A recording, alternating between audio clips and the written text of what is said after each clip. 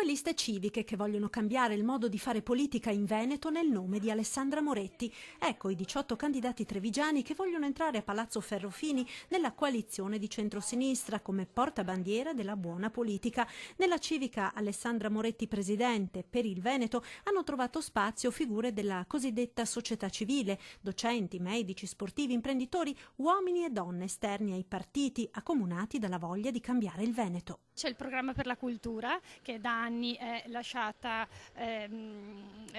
in disparte, c'è il programma per l'istruzione, c'è un programma di politiche sociali che mi ha appassionato. Speriamo che il Veneto abbia voglia di cambiare. Noi dobbiamo costruire un Veneto diverso, dobbiamo pensare al lavoro, alle famiglie, agli operai e agli artigiani e soprattutto bloccare l'immigrazione clandestina. Perdiamo un punto di PIL perché non ci sono abbastanza donne che sono nella possibilità di lavorare e di rendere e di dare un grosso contributo al paese. Dobbiamo cambiare. Nell'altra lista, Veneto Civico Moretti presidente, ci sono invece amministratori locali, sindaci, consiglieri comunali o persone dal profondo radicamento sul territorio, con alle spalle l'esperienza di anni di vita politica. Ci sono tanti candidati in queste liste che la sostengono, che meritano di essere votati e quindi di cambiare e amministrare meglio il Veneto. Voglio cambiare la politica e avvicinarla ai cittadini.